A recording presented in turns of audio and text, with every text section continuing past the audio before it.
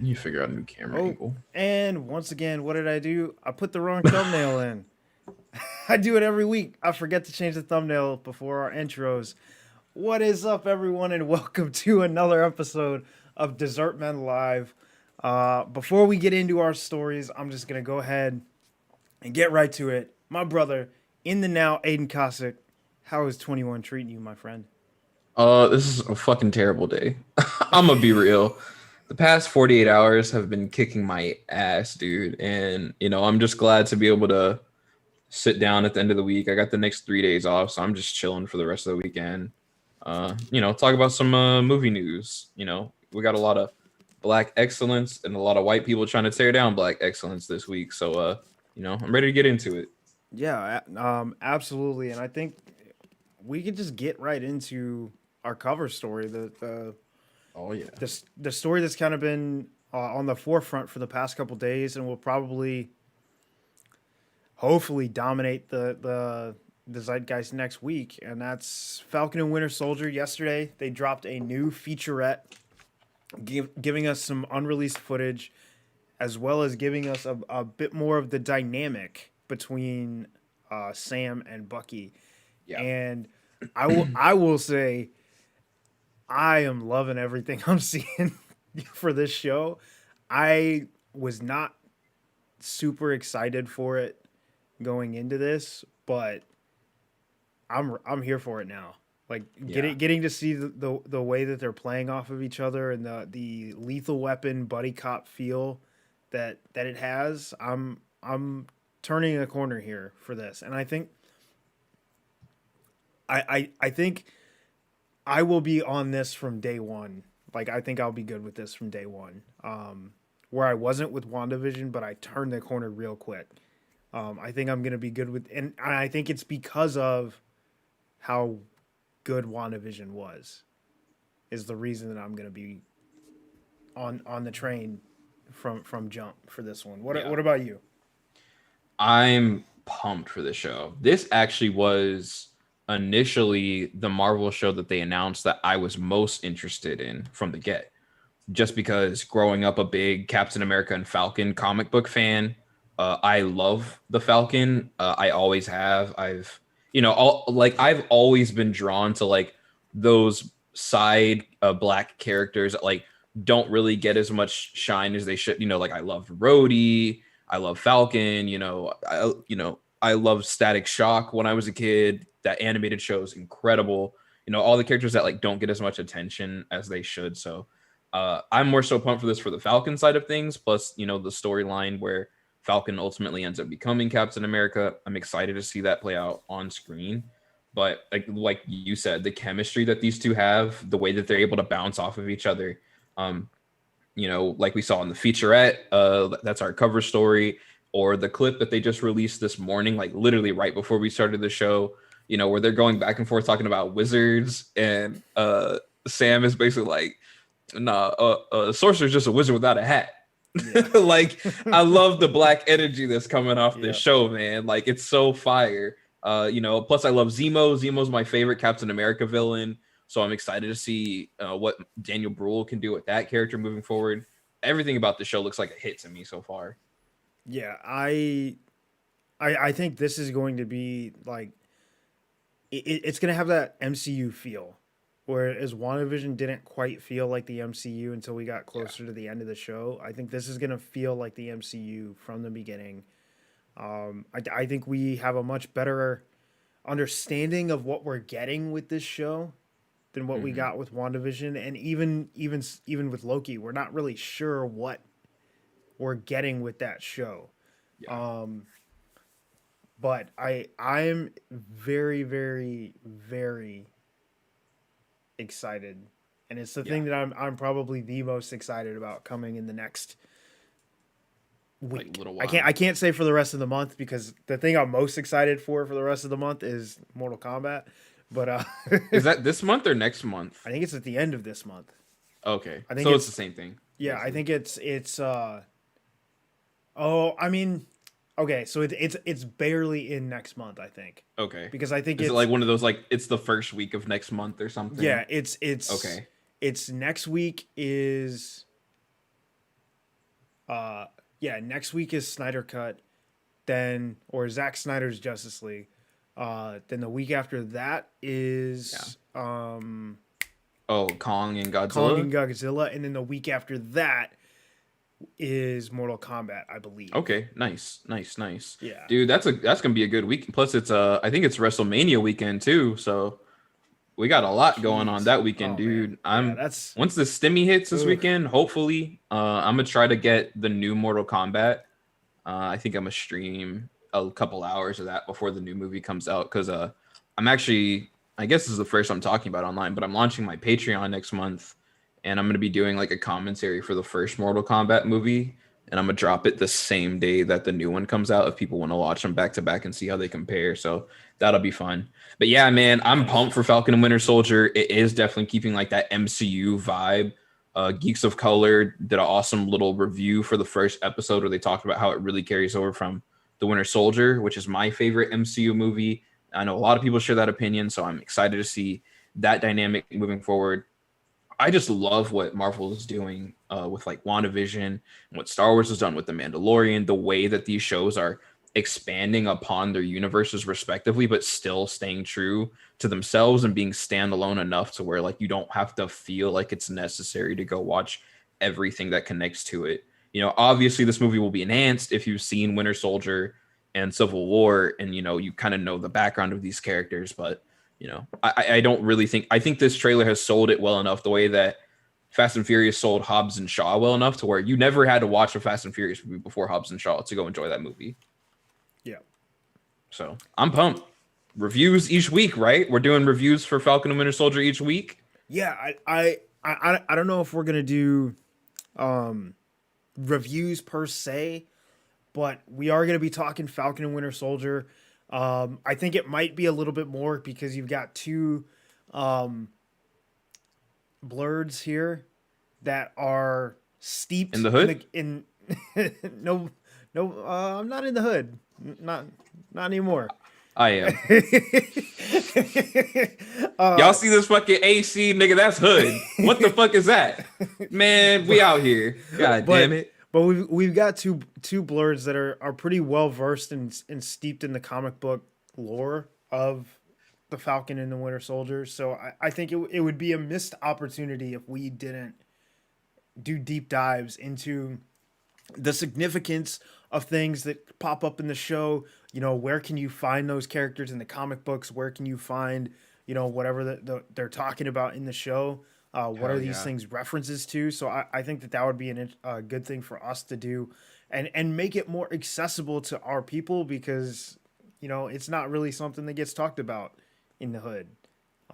So I bet that there's a lot of people. I bet there's a lot of people that both you and I grew up with that their first introduction to comic books was Black Panther, Yeah.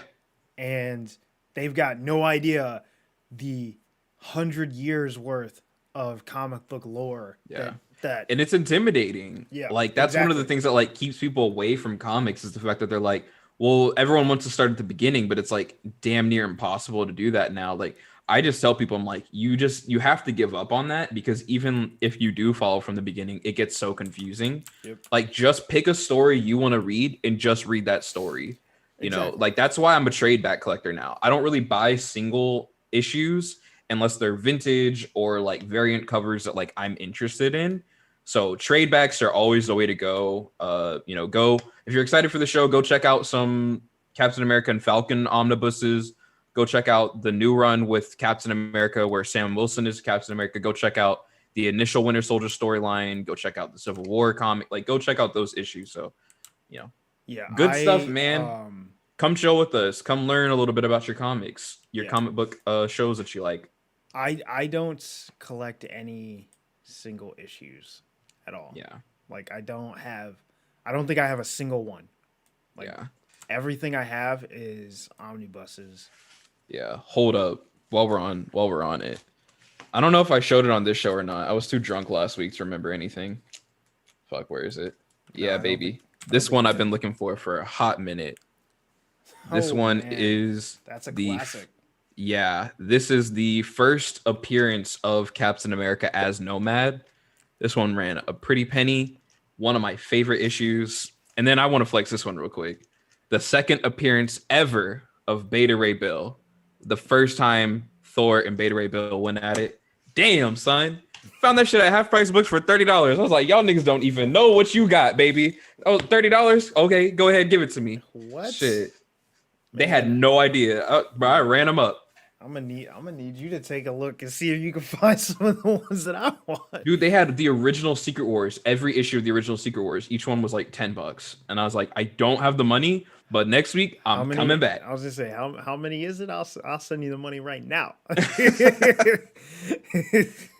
Man. Sheesh. Okay. There's a couple that are worth collecting, man, just for like the vintage and like just because I just love looking at the art on these things. On my shelf, I've got nothing but I don't have any single issues of comics. They're just almost not really worth it. Yeah, no, it's not that they're not worth it. It's just for me, I like being able to I can do week to week for television, but for stories, like I need larger chunks. Like when I'm reading, I can't read a single issue of comics. Like I need a larger chunk. Like I can do volumes. Like I don't even need like a full omnibus, even though I do own the like this beautiful fucking.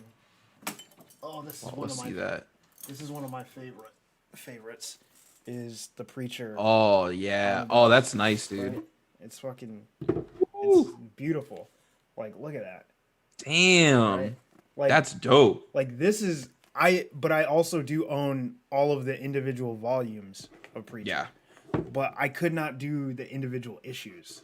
Nah. And they're expensive these days because like an individual comic these days is not like what it was back then. Now it's like $4 versus like a lot of these, you know, it says 20 cents, 10 cents, 60 cents, you know. Yeah. You know, and I obviously currency isn't the same these days, but it's just like, damn, bro, like it's too much money because I would rather pay $15 for, let's say I have Kanan Volume 1. Like I have like the Star Wars Kanan Volume 1.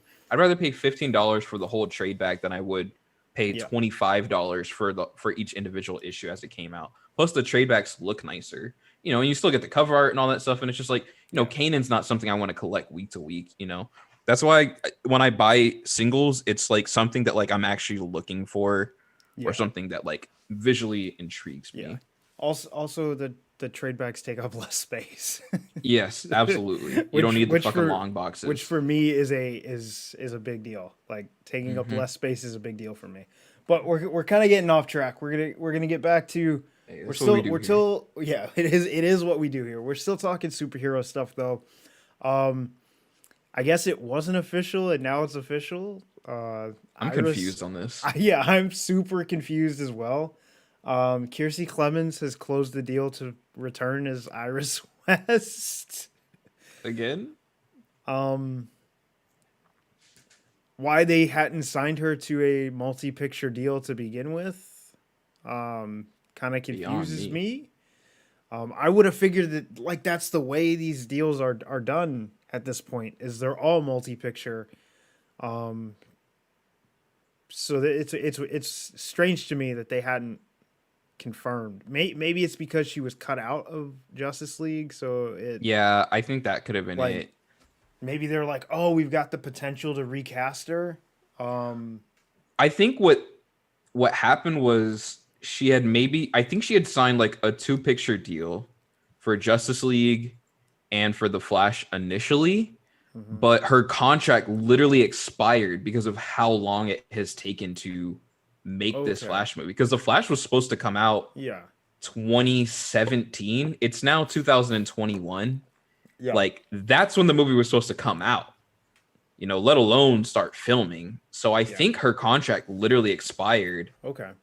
So I think that's what the issue was, or it was supposed to come out 2018, something like that, you know, plus the fact that she had been cut from the Joss Whedon Justice League.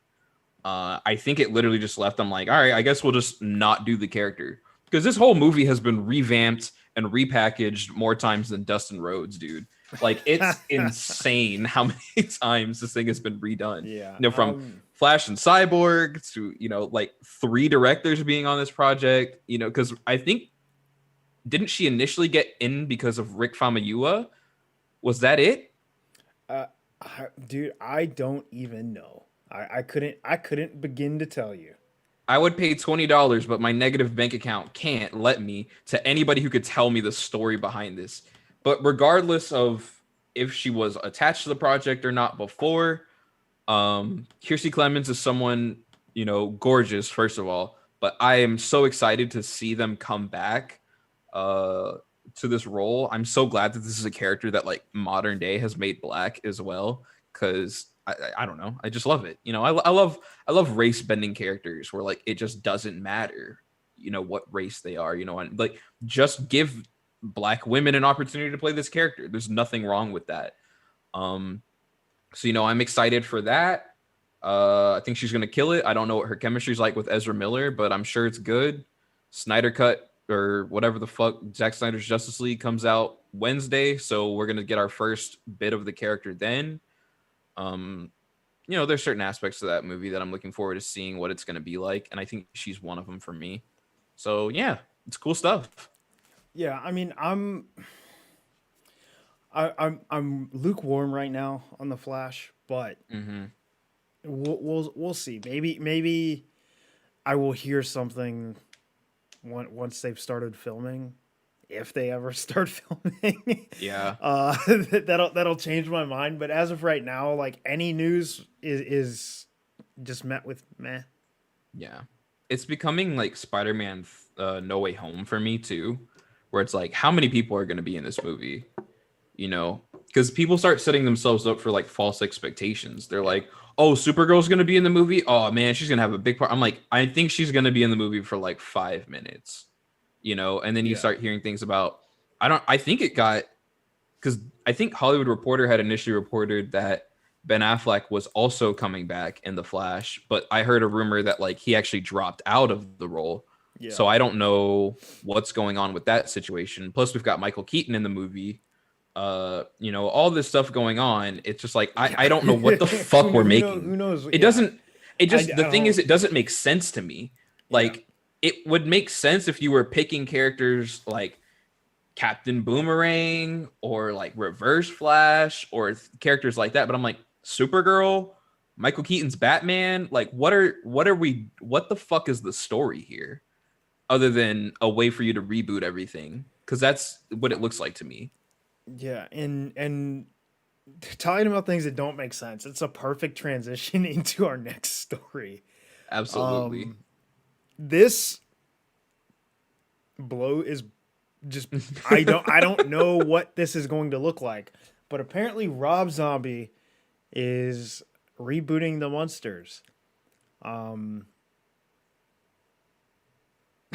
Yeah.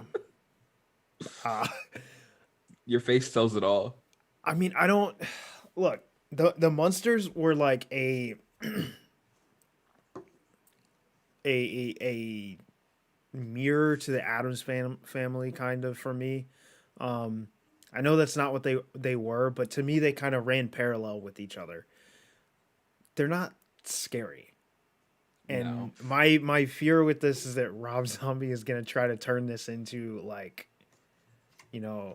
a metal concert and like have monsters like killing folks in suburbia. Yeah. And like that's not what I want from this at all. Like it just it doesn't fit. It doesn't mean it's not going to be good. I'm definitely my interest is piqued. But I'm like, what the hell is this gonna be? I don't even begin to know what this looks like when I picture this in my mind. What about you? So this is like a really controversial thing I'm gonna say, but like this sounds really interesting to me because the fact that I actually really like Rob Zombie's Halloween. Because when I first saw it, I was 9. I had never seen the original Halloweens, none of them. I thought it was the first one because I was really getting into film at the time. and I was like, oh, I really want to watch Halloween on Halloween. Bought the wrong one, bought the Rob Zombie one because it's literally the same exact title, and then watched it, and I was like, man, this movie is like gory, it's bloody, it's dark, it's all the shit a 9-year-old loves.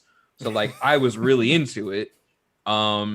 It's also funny because then I wanted to watch Halloween 2. I could not find it. MTV was playing it, but something was wrong with the MTV broadcast of it.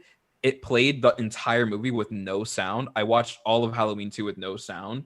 And to this day, I still have no idea what the movie's about. I just watched the whole thing silent because I thought it was like an artistic take, which is really weird. It looks cool. I don't really think Rob Zombie's a good filmmaker though, but I think he does really interesting takes on properties in a way that's like so polar opposite to what they are. So I don't know how I'm gonna feel about this Munsters thing, because that's one of the things that like I criticize a lot of Zack Snyder, is that you take these characters and you fundamentally do not understand them and you revamp them into like what they are not. That's why I don't like his DCEU movies. But anyways, that's the wrong topic. So I don't know how I'm gonna feel about this Munsters thing. It's like Rob Zombie making a Muppets movie. I'm like, what does that look like? Like I don't need the monsters to, die in the highway in the middle of the desert. Like I mean, I actually really like The Devil's Rejects. But that's not what we need in the monsters. I just don't. Is it going to be funny? Is it going to be like that's dark humor? Is it like what it? Because the Munsters, from what I remember, I never watched like the show when I was a kid, but there was like an animated show. Because I was addicted to Boomerang. When I was a little kid, I watched Boomerang all the time, like Wacky Racers, the fucking rip-off Scooby-Doo show with like the shark, like in a rock band and shit, like Jen and the Hologram. Like I watched all those crazy shows. They had like a Munsters animated show that I used to watch all the time, and I loved it because I had no idea it wasn't the Addams Family.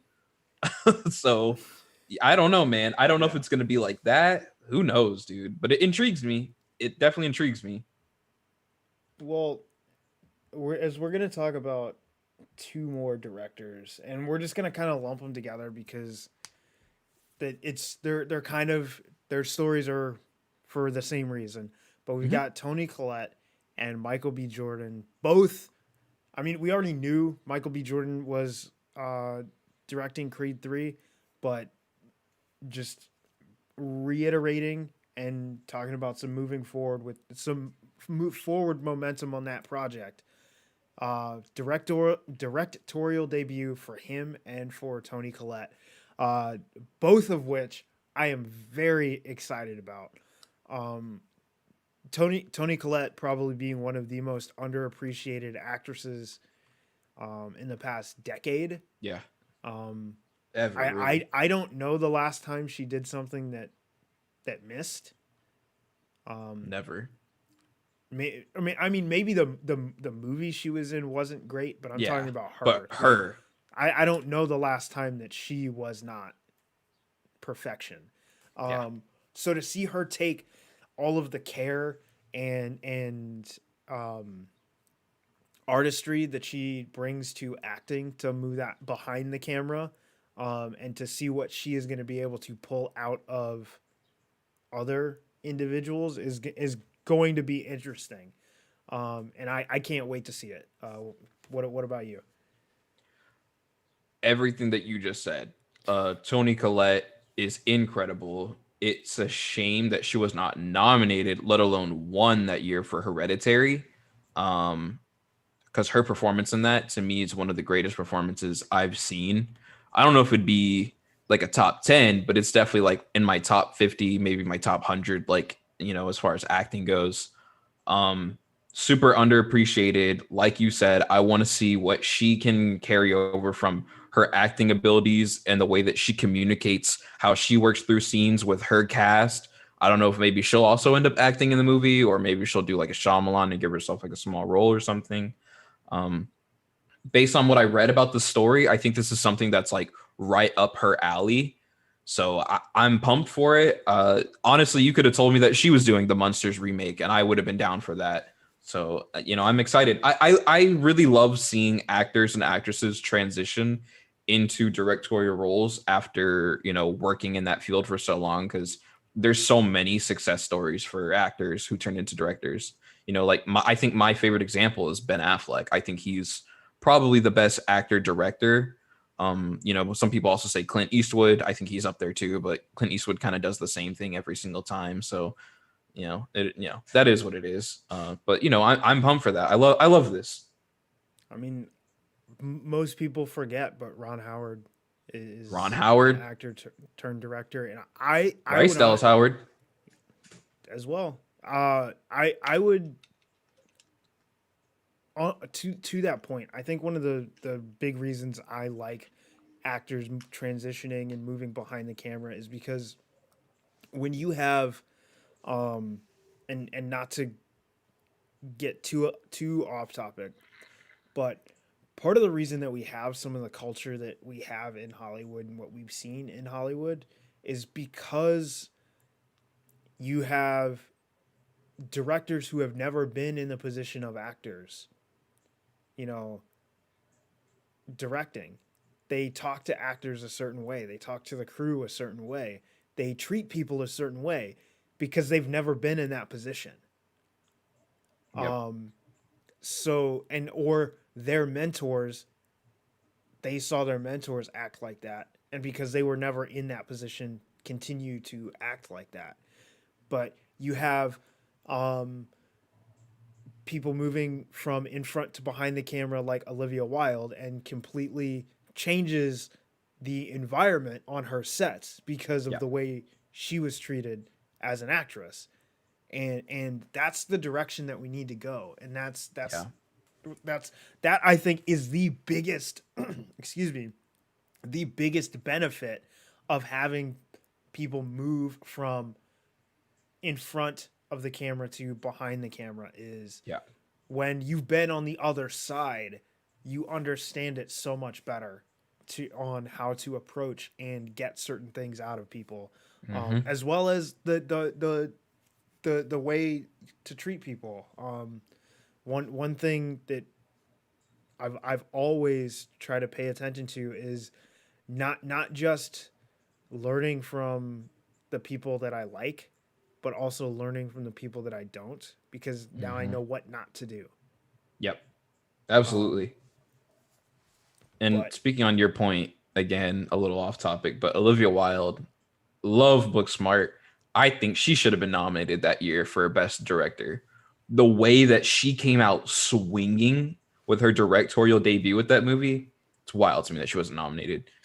I love Joker. You could have easily replaced her with Todd Phillips, dude. Anyone could have done what Todd Phillips did in that movie. But anyways, that's off topic. This is coming from the boy who has a Pulp Fiction and a Joker poster. Y'all know who you're looking at. Y'all know who you're looking at. Y'all know the demographic. yeah, I mean, I I like Joker, but Yeah. I don't think that he was in that conversation. But No. No. anyway, moving on to our next story. We've got Alma Harrell Oh, we didn't and talk about Michael B. oh yeah, that's true. We didn't even talk about Yeah, that. we did. Well, we Michael, got so we, wrapped we up in Toni Collette.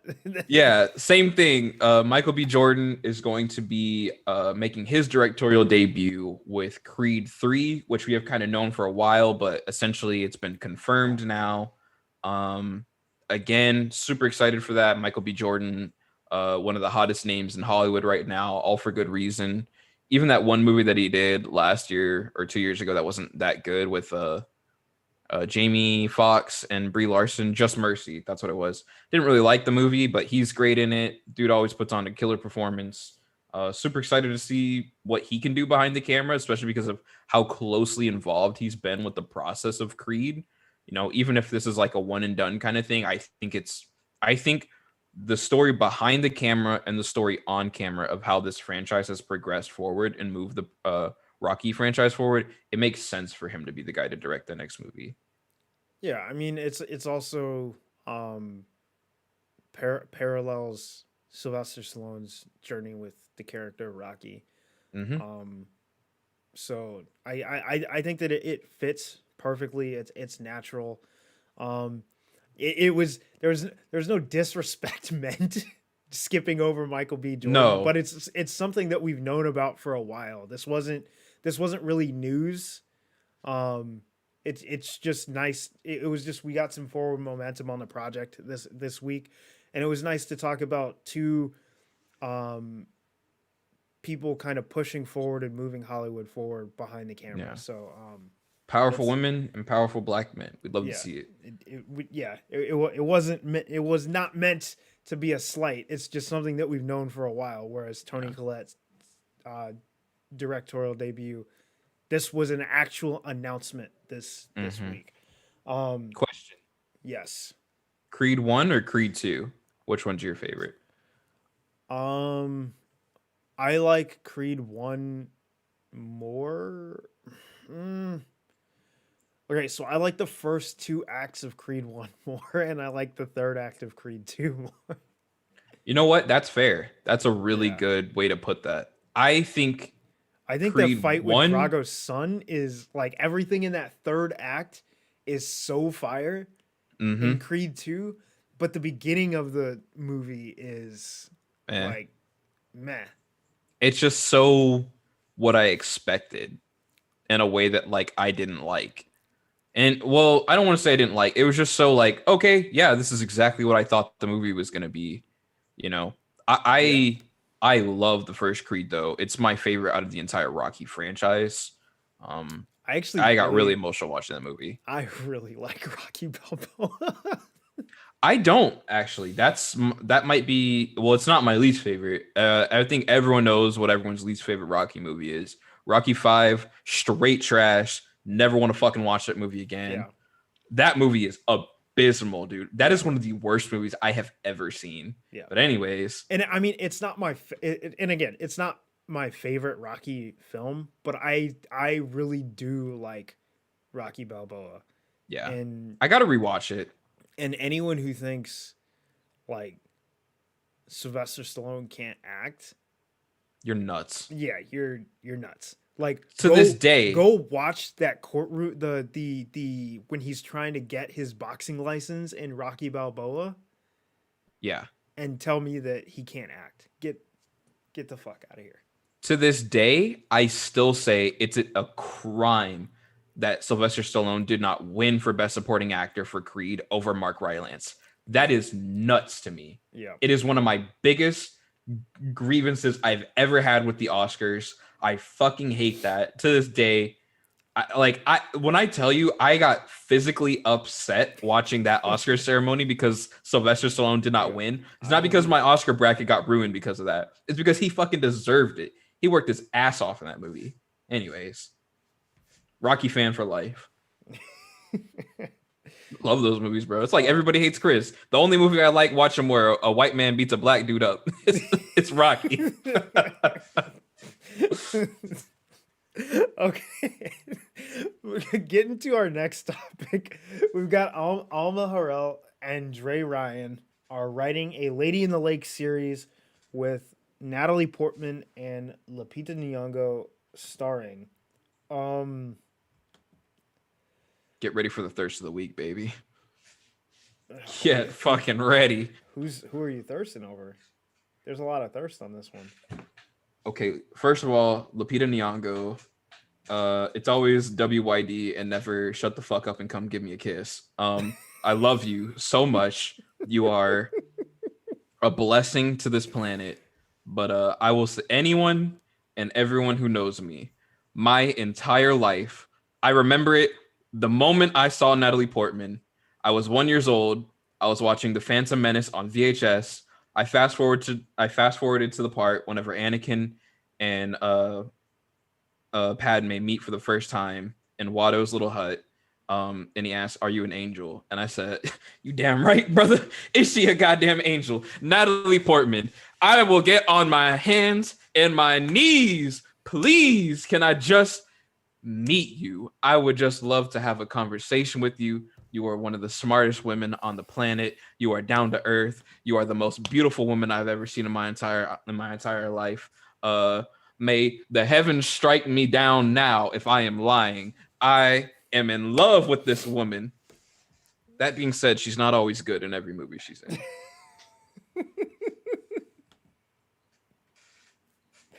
Damn, you said all that and then you killed it at the end. That being said, objectively, I'm not always the biggest fan, but I will always watch every movie she's in. Well, I'm always also gonna bring my thirst of the week, but not for Natalie Portman. Alma Harrell, Lord, that woman is. Not only is her talent beautiful, whoo, Lord. Strike me down. Yes, sir. Strike us down if we're lying. But okay, Lady in the Lake. I didn't really know what this was. I thought it was gonna be like a King Arthur period piece until I read the story because I had no idea what it was. But okay, so it's a novel about unsolved murders in 1960s Baltimore. So I'm really intrigued Down. by this. Yeah, Yeah. I'm here for this. I'm not a murder mystery like fan per se, but with everything I'm, the between the talent behind and in front of the camera, this has got me intrigued. The only reason I gave that movie The Snowman, I think it was what it was called. Right? The one with Michael Fassbender? Yeah, the only reason I gave that movie a chance was because of who was involved. Wasn't good, Okay, I was like, but the only reason I gave it a shot was because of who was in it. That movie is not up my alley. It's not something that I particularly am like, oh yeah, I gotta go watch this. But I gave it a shot because of the talent that was involved. Yeah. And same with this. I'm gonna give it a chance because of the talent that's involved. Yeah. It's got me intrigued. Yeah. So I mean I don't know what else to say about that. There's Lupita Nyong'o has never turned in a bad performance in my eyes. Anything Natalie Portman will do, I'm fucking there. Opening day, opening night, opening morning, whatever the fuck time it comes out, I will be there.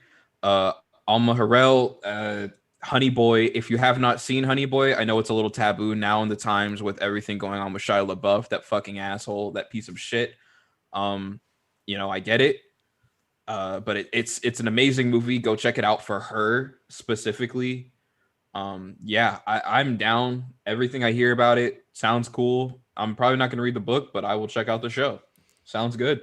Yeah, I won't be reading the book either. Nah. I don't like murder mystery books. I like murder mystery like movies and shows. I just think that there's like a suspense that I can handle the suspense better watching a movie or a show than I can reading a book. In the book, it fucking kills me. I'm like, what the fuck is it? Yeah. Tweaking, scratching my neck and shit. But yeah, awesome. All right, 3 powerful women. We've got 2 more entertainment stories to cover. This one I only kept on the rundown because I think it's pretty well known that I don't like the subject of this next film. But Elle Fanning has been cast to play Ally McGraw in Francis and the Godfather, the film that's forthcoming that gives us the story behind the making of The Godfather.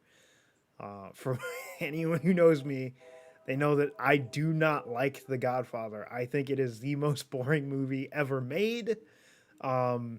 It so much so that I don't care how great people have told me it is. I have no interest in watching The Godfather Part 2.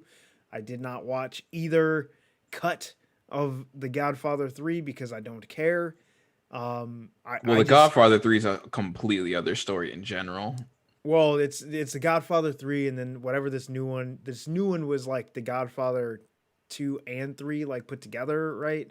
But like cut chronologically or something. I think it was like all 3 of the movies cut together and it was like 9 hours or some shit. Hell no. You can count me out of that shit. Nope. That's an absolutely fuck no for me. That's a whole shift, baby. But I do not like The Godfather. at all. I find it incredibly boring. Um, and you can fight me all you want. I I don't care. My opinion is not going to change. I do not like the movie. Um, I've I have seen it more than once. I do not like the movie. Um, and to be fair, because of how much I dislike the movie, I really don't care about the how it got made. Um, it might be an interesting story, but I think that there's so many more richer and more interesting stories about how certain films got made that this like who cares about this? Just being like completely honest, who cares? Yeah, Like and like it's I all would. fair. And I am on the complete opposite side of this. I am so excited for this movie. The Godfather and The Godfather Part 2, definitely on my top 100 list. I absolutely love those movies. And I absolutely understand every one of Dwayne's criticisms. They are all fair. I fucking love these movies. The thing about this movie is I am a Barry Levinson fan. So I'm excited for that. On top of the fact Oscar Isaac is playing Francis Ford Coppola. Jake Gyllenhaal is playing Robert Evans, and Elizabeth Moss is playing Eleanor Coppola. That sounds like Best Picture, Best Actor, Best Supporting Actor, Best Actress. That sounds like all of it right there. So I'm pumped for that. Elle Fanning, she's cool or whatever. Good stuff, I guess. That's not really the news that excites me the most about this. It's everything else going on. Plus, I love movies that are about like the behind the scenes of making some of like the movies that people consider like classics. Like even The Disaster Artist. I love movies like that where it shows the behind the scenes of like movies that are just like the production of them are just absolutely insane. You know what I mean? Even Argo. It's not a real movie, but like I love seeing movies where it's like, how was this, how did we get to this place? You know what I mean? Stuff like that just intrigues me. So I'm pumped for this movie.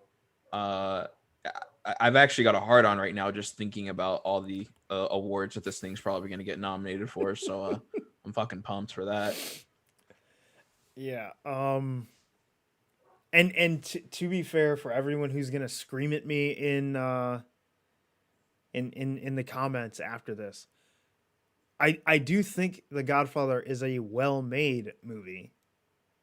I just don't like it. Mm-hmm. I'm perfectly capable of admitting that it's well made. Yep. Doesn't The mean I real have to like it. question, the real question, Dwayne, how much money do we have to reach on streamelements.com/Burkemade/tip for you to watch one Godfather movie? How much money would you have to have donated for you to do like a commentary for one Godfather movie? Uh, phew. I feel like that's a good goal we should set. if if if we got, let's see, we're almost to 100 subs. Or what is a goal in If general we that you feel like we should if, hit? if we get, let's see, we're halfway through the month. Yeah. If we can get to 250 subs and get $250 donated during the rest of these shows for the rest of the month, Mm-hmm. next month I'll do a commentary of the first Godfather. I think Twitter's gonna have to see this clip. We're gonna have to clip this shit out. So We we need have people retweeting this. We need people liking this. You heard it here first, folks. we have two more 250 subs. we have two What's more that? shows. We have two more shows this month. So if we get $250 in the two shows that we have, well, the rest of this show and the two shows we have for the rest of the month, and 250 subs, I will do a commentary of you know what? I'll watch a movie I've never seen before. I will watch The Godfather Part 2. I will You give heard it a it here chance. first, folks. I will give it a chance. We're currently at 82 subscribers. Share this with as many people as you possibly can. Your mom, your father, your dog, your son, your brother, the Holy Spirit. Get 250 subscribers. Stimuluses are hitting tomorrow. Get them stimmies open, baby. It's 1,400. You can afford to loosen up a little. Hit them stream elements. Make sure that we get 250 by the end of the month. It really does help us out over here. Let's get Dwayne to watch The Godfather and The Godfather Part And 2. if Let's and fucking if do we it. get to and if we get There's let's DLC. see. There's more. Yeah, there's DLC. If we get double for subs, so if we get to 500 and we get to 1,000 on donations, I'll watch 2 and 3. Oh, baby. Get them stimmies ready, baby. Woo! The nature boy. Anyways, we're going to have to clip that out and put that on Twitter so everyone knows. We need that. We need that. We need to plug that. We need to plug it on the water cooler tomorrow, too. We need to make this aware, people. Yeah. Let's get this happening. Yeah, Raul, you're watching. You can download the video right now. Clip it, and send it to me. There you go. Put it on every Discord that you know. Send it to your Okay. new dog for some reason that you got. Put it everywhere, dude. All right, I had to open the article to get this full cast list that we're going to talk about for this news story. A fuck ton of people have joined the cast of Mission Impossible 7. They were having COVID problems and they decided, hey, more people's going to solve it. But we've got Rob Delaney, Charles Parnell, Indira Varma, Mark Gatiss, Carrie Elwes, and Greg Tarzan Davis have all joined the cast of Mission Impossible 7, which already included Tom Cruise, Haley Atwell, Pom Klementieff, Isai Morales, Rebecca Ferguson, Simon Pegg, Ving Rhames, and Vanessa Kirby. Damn. That's a lot of people in this cast. How much is this movie costing on just like for your casting crew, dude? Jeez, man. And this almost makes me think that a lot of 7 is going to carry over into 8. Mm-hmm. So this is the real question. I don't even know if we've talked about Mission Impossible on here or not. I think we might have. Are you a fan of the Mission Impossible movies? I am. The only one that I really don't actually, I shouldn't say I don't particularly like it, because I do like Mission Impossible 2. Yeah. I know a lot of people really don't like it, but I'll watch it. But I actually like 2 more than the first one, because I grew up on the first one, or on the second one, more than the first one. Even though I was a kid when the first one came out and my dad took me to see it, I had the VHS for Mission Impossible 2. So I watched it a lot when I was a kid. So it has a nostalgic quality for me. Hold up. Wait a minute. But Lord. 3 I'm not a fan of, and then 4 on I really, really liked. Yeah. I actually do like 3 a lot. I love 4, and I have not seen 5, and I have not seen 6. So I have some catching up to do.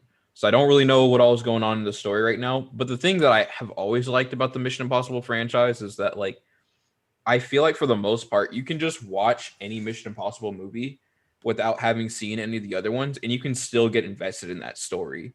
You know, because when I saw them, I saw 3 as the first one. I knew nothing about the story, and I loved it. And then I saw 4, and then I went back and watched 1 and 2. And I think watching them in like retrospective from seeing 3 and 4, especially with like where 4 goes with the franchise, because I feel like 4 for Mission Impossible was like what Fast and Furious 5 was for that franchise, where it's like it started just going off in like a whole new crazy direction. So I feel like watching the first 2 kind of I just didn't like them as much as seeing like where the franchise ended up. But you know, I'll still watch them. I still enjoy them. You know, this cast looks pretty freaking stacked, man. I guess I guess I'm pumped. I'm pumped for watching anything that Palm Clementoff will be in or Vanessa Kirby. So that gets me super excited.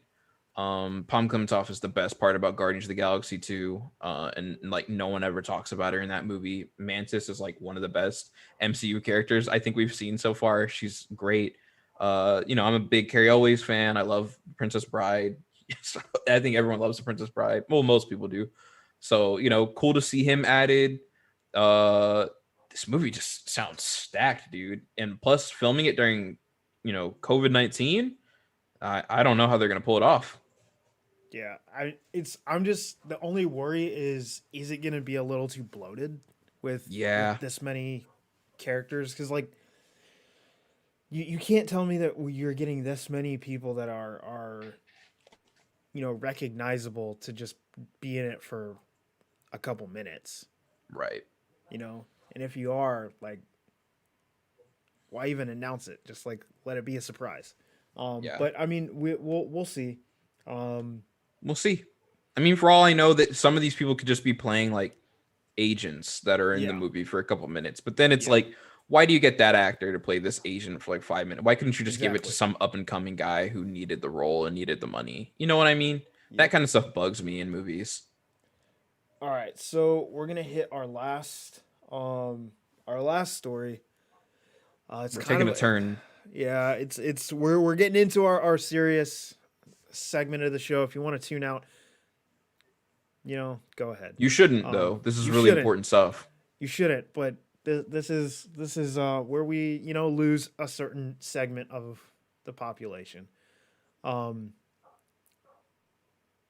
so we had Meghan Markle's interview with Oprah, which I think we've all seen. Yep. At least clips. If you have not watched the whole thing, I highly suggest you watch the entire thing. Um, and it kind of just confirmed what we already knew. You know, the British are still pretty damn racist, especially members of the royal family. You mean the colonizers? Oh, I'm gonna get to that. Um, and then we had this shit stain on crusty fucking underwear, Piers Morgan, talking shit about Meghan Markle, and come to realize, homie's just salty because he got turned down. He's down bad because he's a piece of shit. He's a fucking literal just like piece of fucking garbage. Yeah. Like I can't fucking like, dude. How are you so fucking hateful? Yeah. I don't get it. I don't. And then we have the nerve of so many people to say, "Oh, England isn't is we're not racist. We're not like that. We aren't those people." Um, I hate to break it to you, but you are responsible for 34. I'm gonna say it again. 34. That's 3-4 Independence Days across the world. That is 34 Independence Days across the world. And your country isn't racist? What? Do you know how many in the past 50 years? Well, actually, we'll have to go like 70 to get back to like the end of World War II. Mm-hmm. In the last 70 years, do they not realize how many countries have declared independence or are no longer British colonies? Like, what?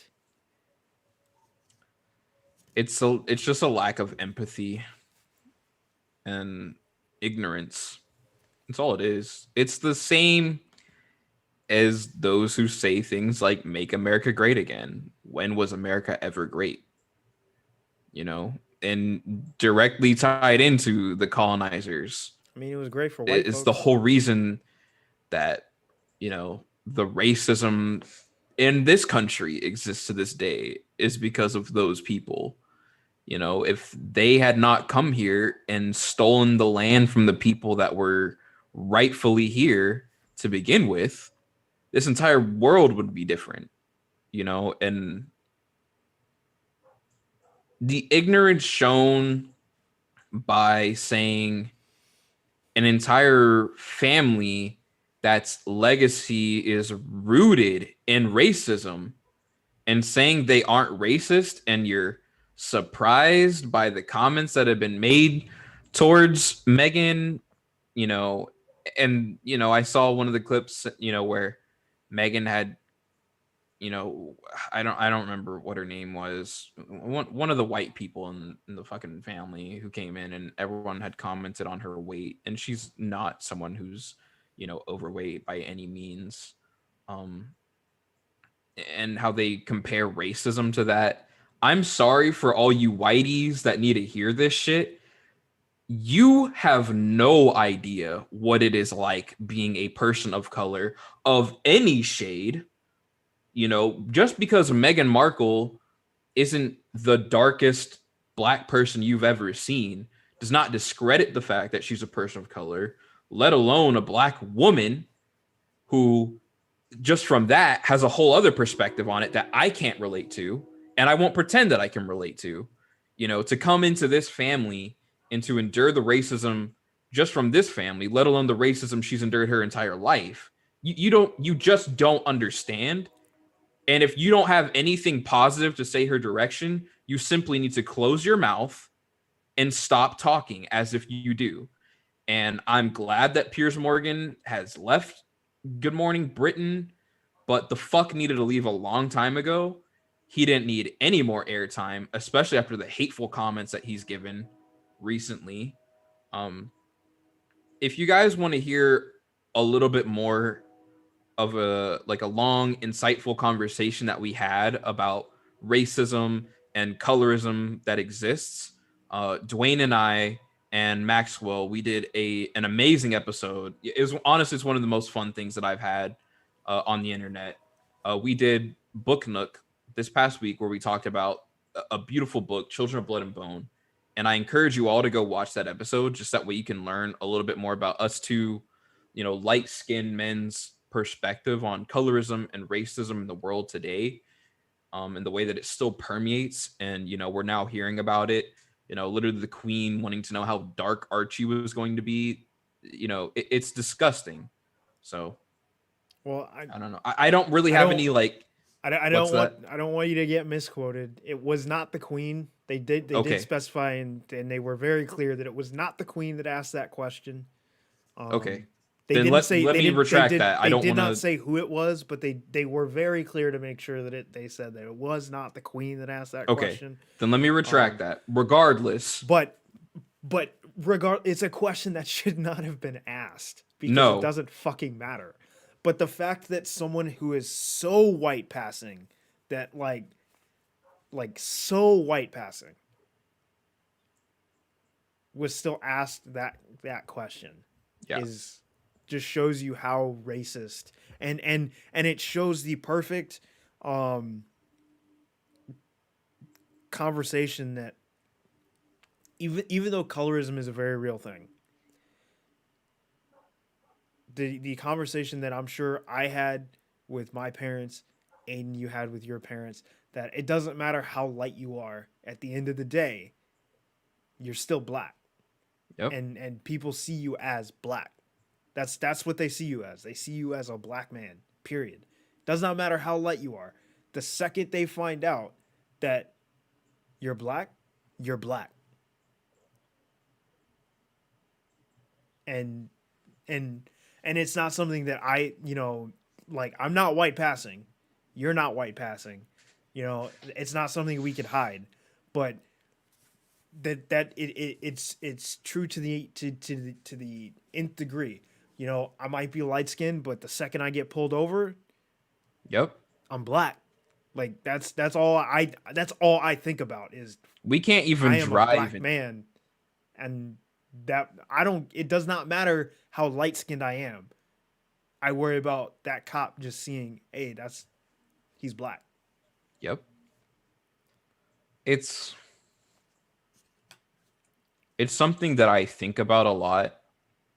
And, I even think about, if I have biological children one day, or, I want to be someone who adopts, and I want to adopt, children of color, and I want to show them the love that they absolutely deserve. And it's a conversation that like I struggle with myself, and I don't know how to break that down to, children, but I don't know. It's just kind of rambling now, but it's just something that just hurts so deeply, you Yeah. know. And the memes on Twitter are funny or whatever, but if you're not actually doing anything about it, I just don't need to hear from you. Yeah. But do you wanna end the show on a positive note, because we got a little breaking news. Yeah. Let's end it on a positive note. Hit me with Um, it. in a recent HBO Max investor call with AT&T, we have a new graphic that is showing all the DC projects that are coming up. And of course, we've got listed Black Adam, the Harley Quinn show, Superman and Lois, Static Shock, which is in development, Blue Beetle, which is in development. We've got graphics for those now. We have a Batgirl graphic that has been shown, which potentially hints at maybe a movie or a TV show. We got the Peacemaker, Green Lantern, Aquaman 2, Flash, Teen Titans Go, the Suicide Squad video game, which is in development, the Bat Wheels TV show, which is in development, which sounds so stupid, the Batman by Matt Reeves. We also have this is the one that gets me, a Zatanna graphic, which hints at either a movie or a TV show.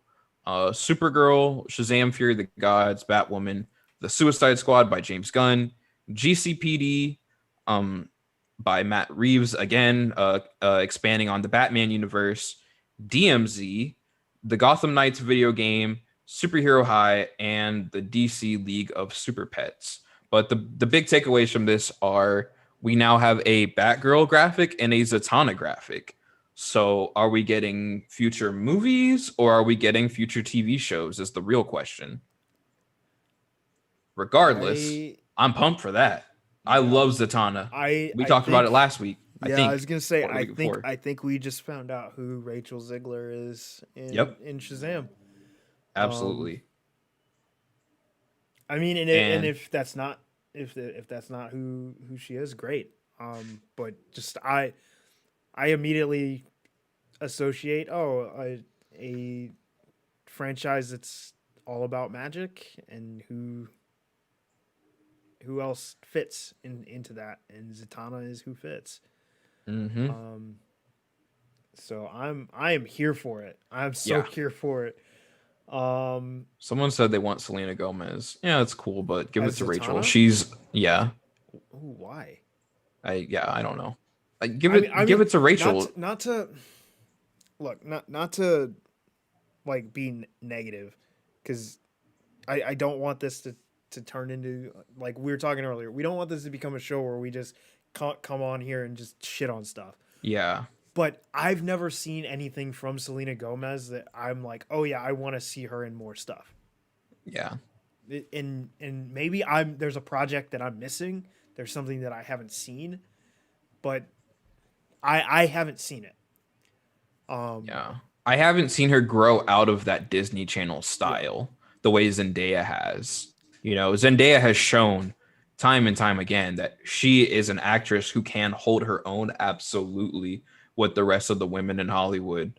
So, it's a little different for someone like Selena.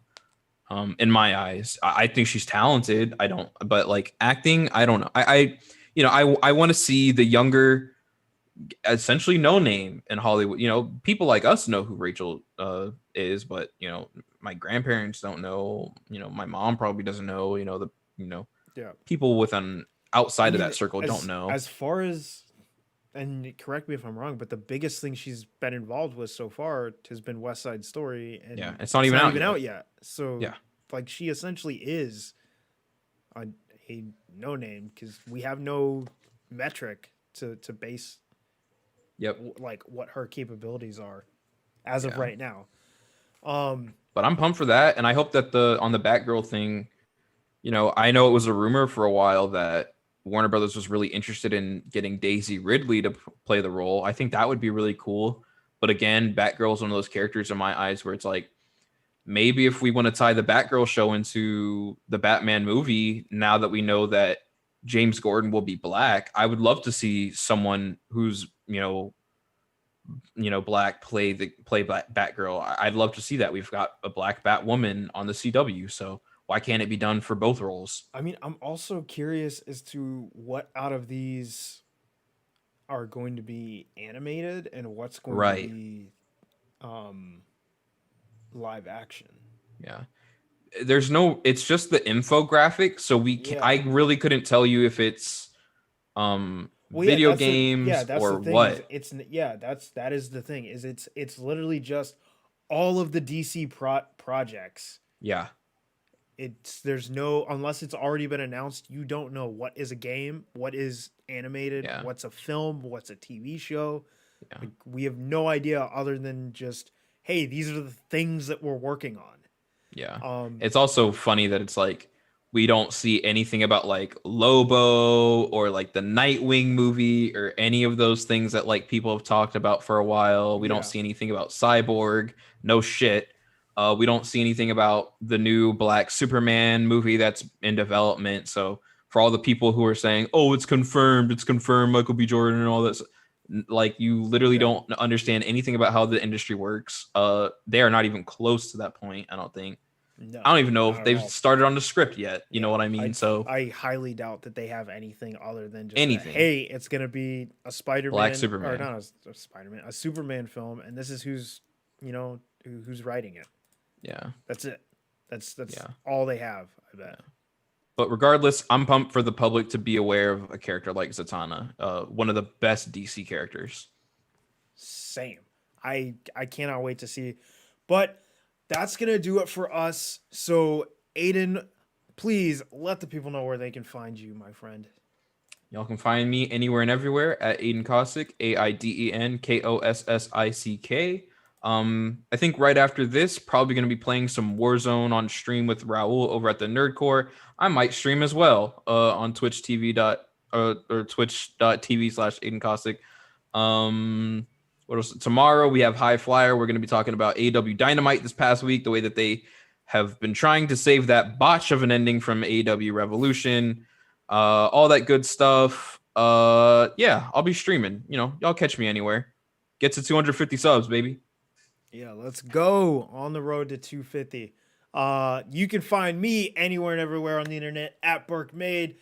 That's Twitter, Twitch, here on YouTube. If you haven't already, please like the video, subscribe if you want to see more, and please share with all your friends. I'm so close to getting us that custom URL so that I don't have to keep telling people letters and numbers. I can just tell them Burkmade on YouTube.